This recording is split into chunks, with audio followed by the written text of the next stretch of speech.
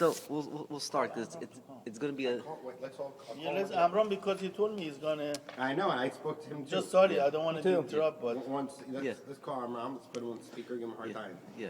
no, just tell him like we're starting. You're coming or not? Because it's gonna be a long because I don't know if we're gonna finish all of it. That's why I said we'll start now. We're still a little bit longer. I mean, like, Yeah. because we have to do. I didn't do the marib yet. Yeah. So I'm gonna start with, first of all, what I'm gonna do is I'm gonna start with some halachot. Then from the halachot we're gonna go into a little bit of the deep stuff. Okay. So and then B'ezras Hashem, if there's time, can't promise, but if there's time after we're done. The last part will do actually some of the kavanot, some of the ideas of the tefillin. Okay, but so start this. We know that first of all, we have two tefillin, right? We have one is called a shel rosh and one is shel yad, right? We know that we put a shel yad first.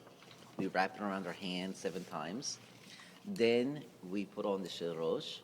Then we finish the wrapping with the last 3 as a shin, and the 3 on the finger. Okay. We know we have 2 straps that come from the head, right? The right one should be longer, right, than the left one. There is, yeah. So we'll explain all. First, we'll give you the basic halachot. What we And then underneath. don't go underneath the surface. So it should be noted that there's even a minhag by the Ben Ish Chai that he would take the right one and he would put a belt on around here and he would wrap the right one by the belly button and the left one by the heart. Okay. Can I ask you a question? I've seen some people that they Belt. have belt. They put Yeah. the strap in one belt and they Yeah. put the Yeah. aragis. Yeah. Like they put in the. Yeah, the truth of the matter is he would put it in his avnit, like Chabad wears avnit. Yes. So apparently, I'd have to ask about this, but apparently by the Lashon, by the simple language, in the Ben Ish Chai, he says, you put it in your avnet. Now it's very odd because you don't find that was a common practice, but it was, because actually it's a halacha in Shulchan Aruch that people, again, I don't get to do it now, but that if you should wear a avnet, a belt or not. Nowadays people say, your underwear or your boxers have the rubber, so it's as if. The truth of the matter is, that's yes and no. That's not so simple. That's not so simple. First of all, we know that, again, we're off topic a little bit, but when the Kohen would go to to do his avodat Hashem, right? What would he wear? He would wear a me'il, right? He would wear a mitznefet, right? And another thing he would wear was his avnet. Belt. Wear a belt. Okay, so on one end, if we are being medameh, if we're being compared to the Kohen Gadol, or when he's doing a service, we should wear something that separates the body. But okay, this is a different topic. So you put it in your belt. The truth of the matter is, again, like I said, you'll see why that it's better to put it in an avnet. And not only is it in an avnet, but the avnet is actually supposed to be like 2 levels, a higher level and a lower level. So the truth of the matter is, if you're going by the Ben Ish Chai, and you're going to mamash fill the letter of the law of the Ben Ish Chai the way he does it in Pia Kabbalah, the belt should be almost two separate belts. Now, I haven't seen anybody put on 2 separate belts. No. And there's logic behind it, because again, like I told you, that the right one should be lower than the left one. Where does he get it from? So, pause for 1 second. He gets it from the Ptach Eliyahu. Right? What does it say in the Ptach Eliyahu? You ever read the Ptach Eliyahu before? He says, oops.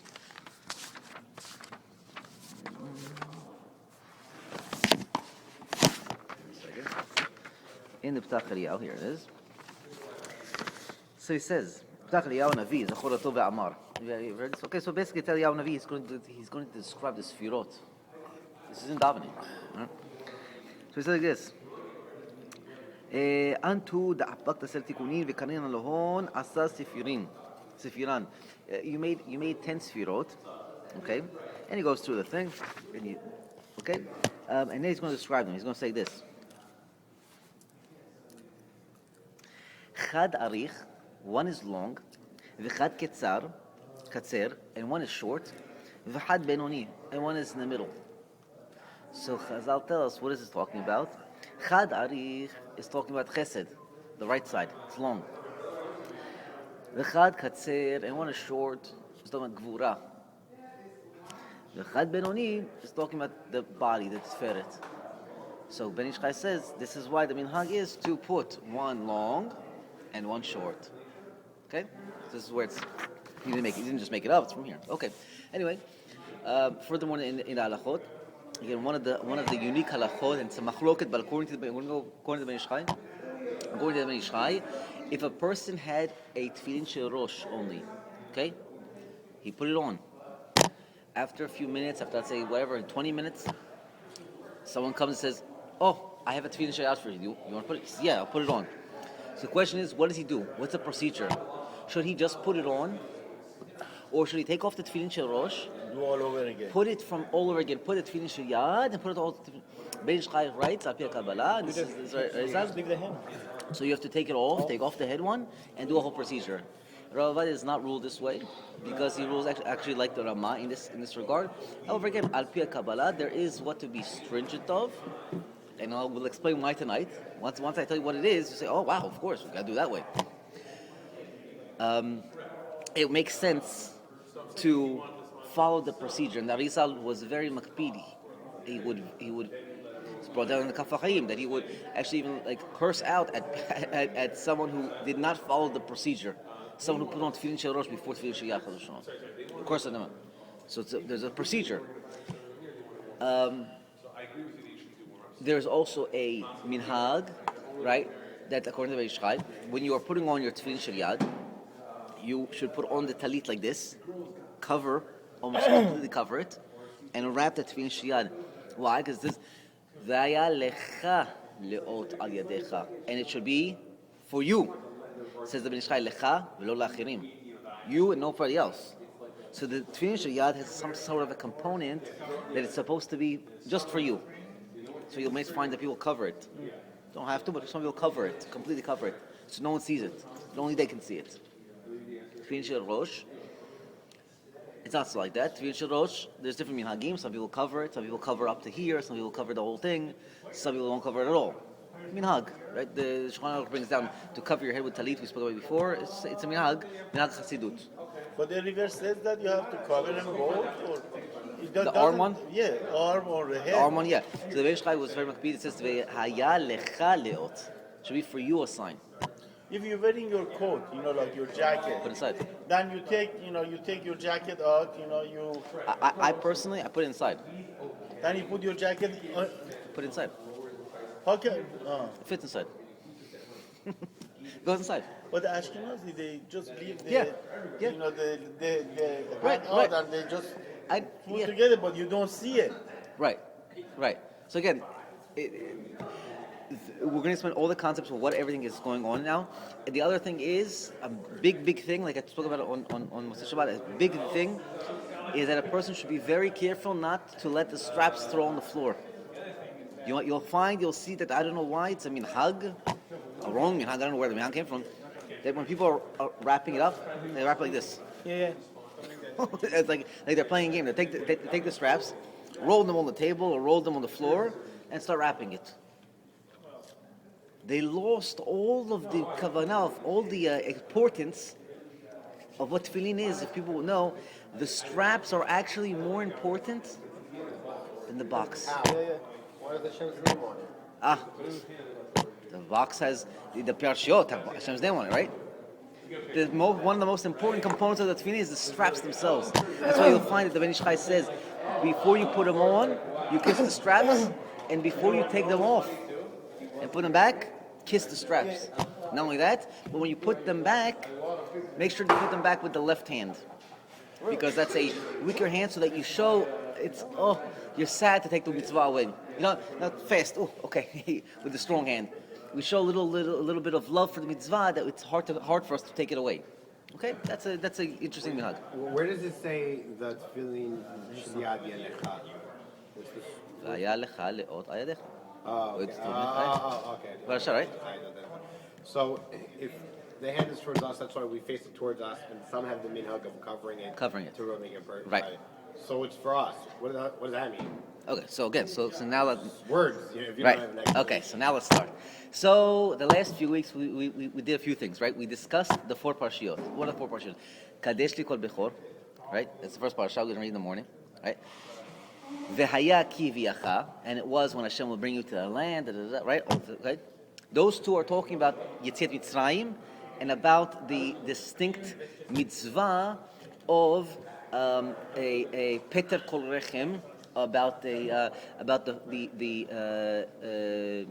firstborn animal, ox, donkey, right? Right. Those are 2 parshas on that. Then you have Shema and Vehaya im Shamua, 4 parshiot, right? So we're going to go fast. Let's do a quick review. So we said, we wrote this again. Remember, we said this was from Rav Schwab in the Iyun Tefillah, right? This is what he says. The 4 parshiot are connected 4 chalakim. What are the chalakim? 4 parts. We said that the first thing that Hashem created in us is a basic goof. Basic goof, it's a body. It's clay, it's a piece, it's a vehicle. It itself is nothing yet. Right? That's related to what parasha? Kadesh li kol bechor. Okay? What does that have to do with Kadesh li kol bechor? Kadesh li kol bechor is the initial parasha that tells us exactly who we are. We said, what is Kadesh li kol bechor? Kadesh li kol bechor reminds us that we are the firstborn of HaKadosh Baruch Hu. Right? So before we even get into Neshama and all these things, hold on. Let's slow down. Let's first realize who we are.